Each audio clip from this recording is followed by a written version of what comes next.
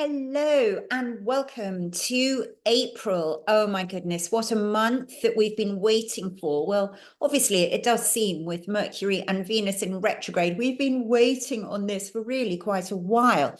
But this is the month when Mercury and Venus will finally turn around and start going forwards. And what's more, so will we, which is great, something to look forward to.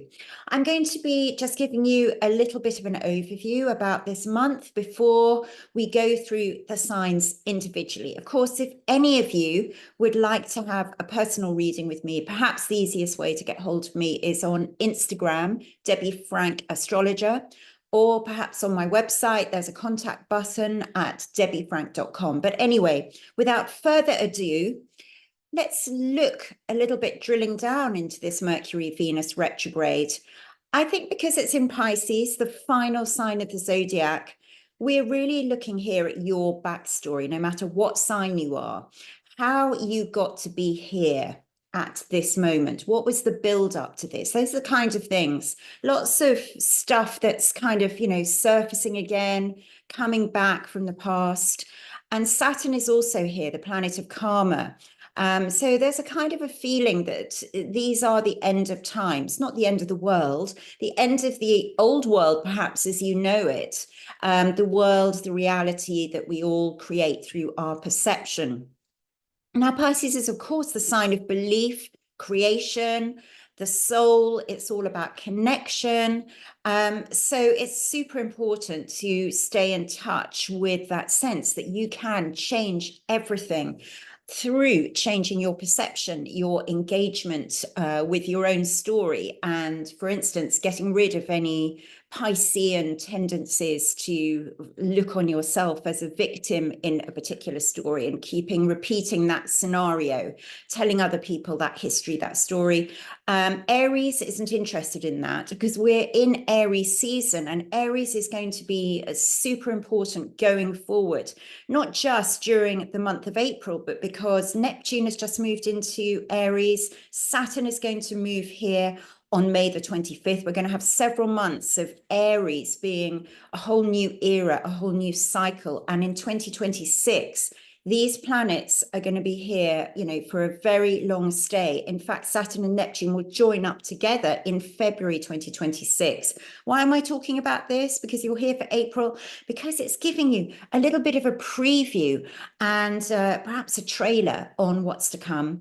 And just to give you the heads up that making decisions for yourself, because Aries is the sign of the self, is going to be the flavor, not just of this month of April, but the flavor for several years to come. So we make decisions for ourselves, but we also include making those decisions from the perspective of the higher self, because that really helps to change everything and gives us a bit more of a perspective. Astrology, of course, because it's the kind of compass here for your life codes, for your soul codes. We can start to see, what's kind of meant for us at this time. What are the options? What are the possibilities? So being in Aries season during April, well, Aries is, of course, a powerful force, and it's time to kind of ask yourself, who do I want to be going forwards? That's really going to be something that all of us need to ask. And I know that Taurus season is going to begin, of course, but to begin with in April, we need to get hold of, what matters to us individually. We're going to have a full moon. Every month has a full moon. This one's going to be in Libra, the opposite sign to Aries. So that weekend of the 12th and the 13th is a full moon party, if you like. It's definitely the time to be thinking about, getting in front of other people. Libra, of course, is a sign of relationships. How are you relating? Where are you at in relationships?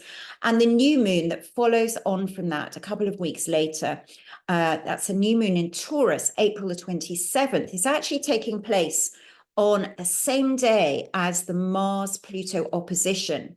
And that's very interesting because we've had this kind of on hold And it's about taking back your power from a story that may have started as long ago as November 2024. So try and think about that. When you get to the end of this month, think back to November 2024 and what was up for you at this time, because I think resolution is coming. So let's move on to Aries. Well, Aries, the first half of April, during Aries season, as Mercury and Venus are in this kind of hidden below the radar place in your solar chart, is an opportune moment for straightening things out. So you can get to kind of unravel all those threads that have got tangled up in your life. It does require a bit of admin, a bit of, being on the case and, having the patience, Aries, to go back over old ground. But that full moon, as I mentioned in Libra, very much about other people, how you're connecting with them, whether this is any kind of one-to-one relationship, be it business or personal. This full moon is designed to rebalance the I with the we. That is the Aries-Libra dynamic. On the 16th of this month, Mercury is going to be back into your sign, Aries. It's going to be moving direct. And, that you're really kind of clarifying everything. You've got fabulous connection and communication powers. And on the 18th, Mars moves into your fellow fire sign of Leo, your zone of play, love, and creativity. So, hey, what's not to like about that? It will feel as if everything is lightening up and you can sort of put paid to this rather prolonged, protracted period of waiting. On the 19th is when Taurus season begins. Money, ka-ching, yes. And with the new moon here, also on the 27th of the month, this is about, looking at what your earning power is looking like, your assets, your possessions, but it's not all about material. It's about, okay, what is your true value in yourself? And Venus, last but not least, comes back to you in direct motion on the 30th of this month and will be with you, remaining in Aries right the way through May up until early June. So Venus, of course, well, she's the goddess of love. So a time that's really going to boost all of your sense of good relating, good relationships. So Taurus, well, it's work in progress when the sun is in Aries, and this feeling that, there's a lot of friends and collaborators around. Venus and Mercury and Pisces are kind of bringing back people out of the woodwork, so to speak, off of the back burner. And there could be a lot of reconnections from the past. And, it's famously said that when Mercury and Venus are in retrograde, it's often about the ex. So have a look there. Is it your ex-boss? Is it an ex-boyfriend or girlfriend? Is it, some place that you've lost touch with that you used to love? This is often about what you love if Venus is involved. But also straightening out the paperwork. Of course, that's what Mercury does, making sure the papers are in order. So Taurus season, your own season, starts on the 19th. And that's always great. It's such a luscious season. It's a time for blossoming, feeling in your prime time for those Taurian life codes to renew. Many happy returns means the return of the sun into your own sign. And so it is this marvelous season of regeneration. Mars moves up to the top spot in your chart from the 18th, where you can literally be shining bright. And again, what do you want, Taurus? A great sense of purpose and kind of getting on with the rest of your life. And then that new moon on the 27th of April, new moons are seeding cycles. If they're in your own sign, you only get one of those every year. A prime time to say to the universe what your intentions actually are. So Gemini, well, with Mercury and Venus both changing direction over the course of this month, there's this sort of feeling of movement.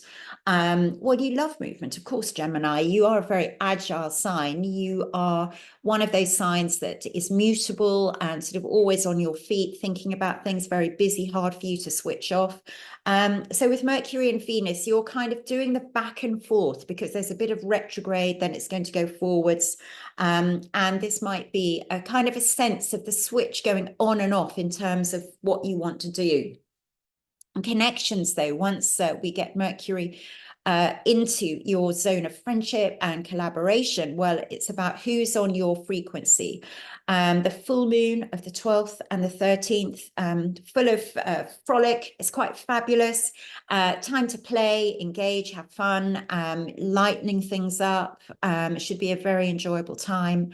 And then when the sun dives into Taurus, that's your next door neighbor sign, and it's going to sink very low onto your personal horizon, always in the sign before your birthday, once the sun goes into that previous sign to you. It's a time of finishing up your unfinished business, going beneath the radar, just going a bit quiet, because you're in that birthing gestation, or gestation birthing, shall we say, phase, prior to the arrival into the sign of Gemini, your sign, in the month of May, of course. So on the 27th, with that new moon, that would be the ideal time for you to plant small, invisible seeds. You don't even have to talk about it. And there's a lot of power in that, in terms of manifesting. Is, you know, don't have to broadcast it, don't have to talk about it, tell other people what you're doing. This is between you and the cosmos. So Cancer, moving on to my lovely crabs. Well, Mercury and Venus are backtracking through that zone, which is to do with your future, where you're going, what you want to do long term. So you're kind of pondering, and you need to take your time. No point committing before you're ready. But I do feel that over the course of this month of April, you will be putting your marker down, and there'll be that sense of you finally reach the decision, the conclusion, you can get things done, which is great. So on the 18th, Mars finally leaves you. Oh my goodness, really a time to take note of the pressure being off. And there might literally energetically feel like a big release at that point. You're sort of out of the hot seat, and no crab wants to be in the hot seat. So Mars has been with you since early January, and it's also been back and forth, a lot of retrograde during that time. You're going to be able to just come back to yourself, get your life back as you want it to be. You will feel less triggered, less pressured, and you can do things in your own time, which is great. So the 27th, on the new moon, this is a very social new moon for you, activating a lot of gatherings, finding your people, Cancer, reaching out again. It's a new moon. Are you going to meet new people? Are you going to reach out to people you've lost touch with? Even though by that time, Venus and Mercury are going direct, the new moon is saying, well, why don't we call them back in? Yes, I still feel there's mileage left in us being aligned. So have a think about that. Leo, well, Leo, Mercury and Venus to begin with, in that zone of your chart where money and relationships are together. And whether this is you and an organization, we might be talking about, you know, anything to do with corporations, payouts. It's not so much money you earn, it's money that's owed to you, or money where you might get a bonus, a benefit, or whatever. So there's a lot of negotiating around this. There is going to be a conclusion, but you have to wait for it. Don't try and force it. I think once Mars comes into your own sign, Leo, on the 18th, well, think back to, you know, this whole sense of early January when Mars was in your sign, and also November, December of last year.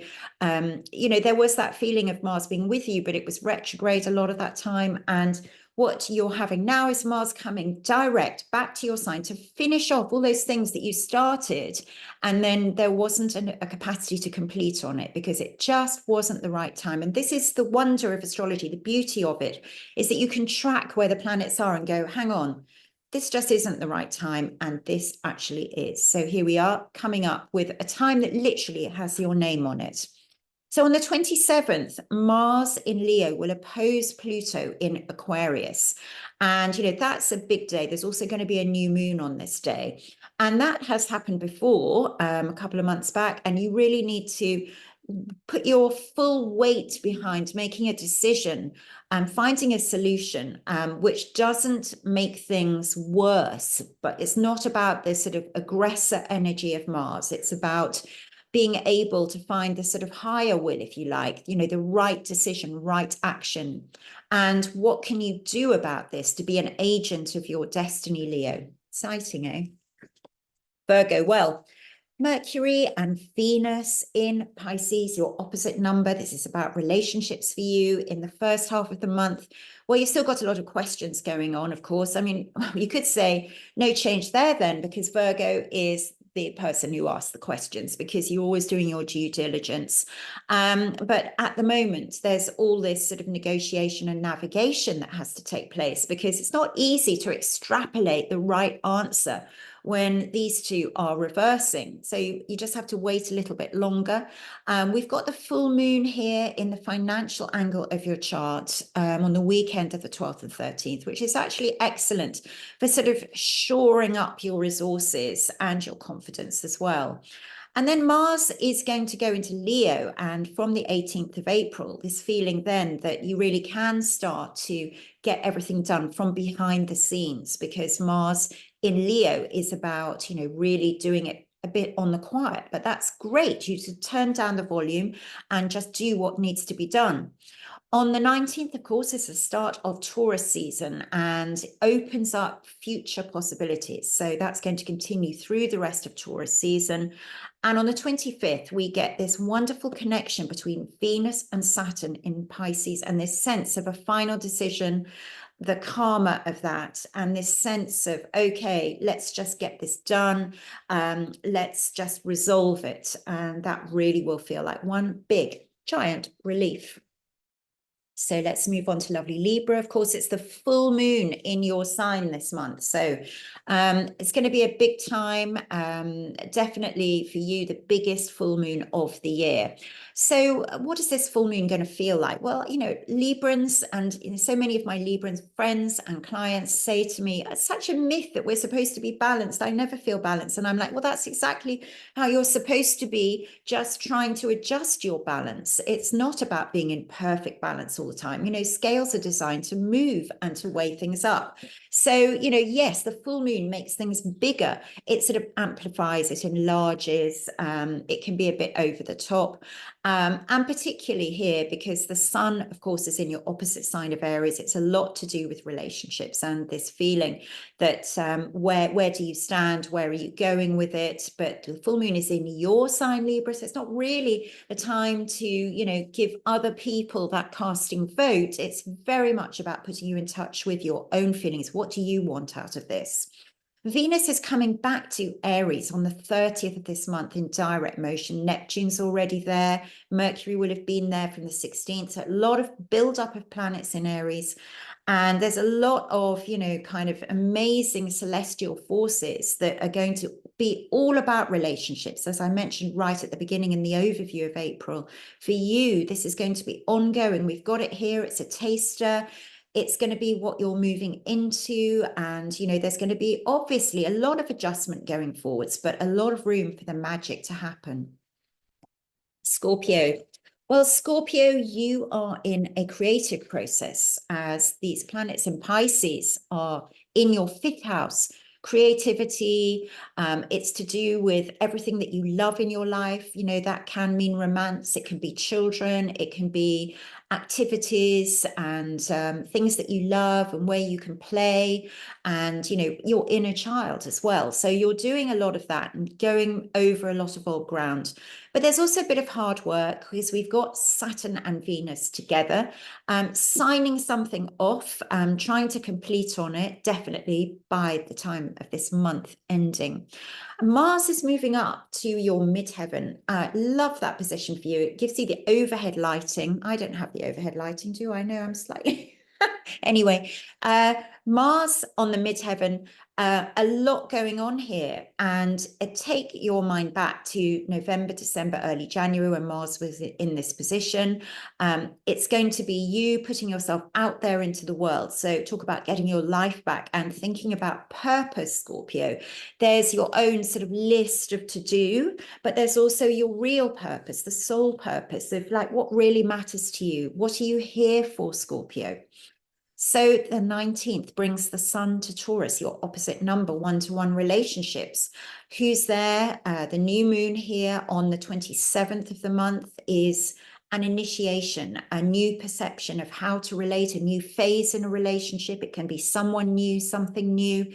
So it's got a lot going for it this month of April. Sagittarius, well, lots of growth because we've got a lot of things here that are going on simultaneously. You've got a full moon in the people angle of your chart on the weekend of the 12th and 13th. Very positive. It is very playful, bringing people together, whether you're going to be a Sagittarian party animal, whether this is more to do with just a gathering of like minds, could be, you know, even more activity or hobby related, you know, where people can get together because they enjoy doing the same thing. So there's a lot of energy here, and, you know, the Aries energy brings the sun into a fantastic place for you where you can enjoy yourself more readily. Once the sun moves into Taurus on the 19th, though, it's a bit of back to business because you have to settle down, come down to earth. We're talking about the earth sign of Taurus. We're talking about the 6th house area of your solar chart. And that means your task list, really. It's kind of like, how do you spend the hours in the day, needing to plan things out just to get to grips with everything. And with the new moon here on the 27th, it's about your lifestyle as well. Like, what do you want to keep in your life? What do you need to eliminate? A little bit of a spring clean might be going on here for you, Sagittarius. So we're going to Capricorn next, our goats climbing their mountain. Well, an excellent month for clarifying your thoughts. You might not think so to begin with, because there's like this mist descending, or it has already descended. You're still in it for a little bit, but it is going to clear over the course of April, providing you with quite a few defining moments, especially on the 25th. And you've also got a lot of energy for your personal life. There's this feeling that, you know, you need to do things that are close to home. This is about, you know, family. It's about the actual home. You know, is it the time for the spring clean? Are you getting your home together? Are you, you know, planning additions to the family, or something to do with how you live, where you live? All of this up for grabs very much. The full moon on the weekend of the 12th and the 13th on your midheaven. Great time for you to announce something, to sort of bring it out into the open. This is about, you know, people seeing what you've been up to, sort of like an exhibition, or to showcase where you're at, which is fantastic. And since Mars has been in Cancer and opposing you, Capricorns, since early January, it might have been, you know, really quite a difficult time in terms of one-to-one relationships, because when Mars is there, people get very hot under the collar, and you really don't like that, Capricorn, because you are more of someone who has your boundaries and your defenses, and you're like, God, you know, how can they speak to me like this? What the hell is going on? So once Mars moves off that spot, they've sort of going to be leaving you alone. And I think that after the 18th, you will feel that there's kind of a time to breathe a big sigh of relief. On the 19th, the sun moves into the most joyful area of your chart. So this is gorgeous. Whether you're a parent, this is, you know, with children, or your inner child. This is about just enjoying life. It's springtime. It's really sort of bringing the bounce back into your step, shall we say. And with the new moon here also on the 27th of the month, well, there's lots of ways that you can plant new seeds of intention, which is very, very important at new moon. So on to Aquarius. How are you doing, my water bearers, with Pluto firmly ensconced in your sign now? And, you know, it's kind of a revolutionary time for Aquarius. Obviously, you know, Pluto's going to be with you for a couple of decades, but I think you're getting that sense that, you know, things are on the move, and, you know, it's a time to sort of look to see what you need to shed and what you need to move into. But there's a tremendous amount of bright spark energy during this month of April. Initially, a little bit of stopping and starting because of the retrograde, but, you know, important to just keep talking, keep those lines of communication open. I also feel that, you know, there's this sense that how much do you want to take on? You're sort of looking at, you know, the sort of financial responsibilities. There's a lot of things here that you really need to get hold of. So Aquarius, you know, it's interesting as Taurus time begins and brings the sun to your fourth house, which is about the personal you. This is from the 19th of the month, and very much to do with, you know, who are you at home when no one's looking or just the family are there.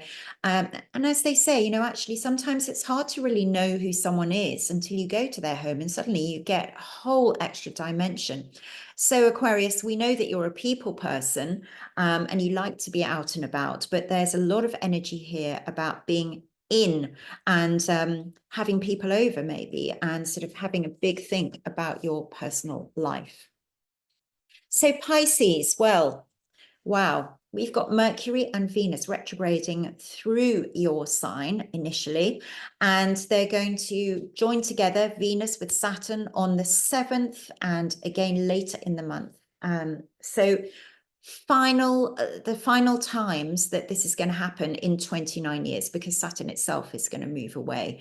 And, you know, there's this sense of, you know, really having to make not just a decision, it's not just any old decision, but a really important decision, which could change either the trajectory of your karma, because yes, we can change it by literally doing the right thing, resolving not to bear grudges, doing a bit of forgiveness work, and making decisions. So it's going to be very important what goes on during this month of April for you. Of course, during Aries time, this is about engaging with the material world as well. It's about money. It's about what you're earning, what you're manifesting, Pisces. But manifestation starts with our thoughts and our beliefs. It's about, do we have room in our heads to manifest things? And can you, as a Pisces, magic something up? I believe you can. So once Taurus season begins, that's going to bring the sun to your solar third house, which is an amazing platform for you to kind of communicate, whether you want to write, whether you want to, you know, start a blog, a podcast. You know, there's this feeling you want to talk to people. Your messaging is really online. So there's this feeling that, you know, you're streaming out all of this connection, communication. You've got ideas, you've got a lot of things that you want to put out there. So it's a very interesting time. It's going to be great for you, Pisces. Have a great month.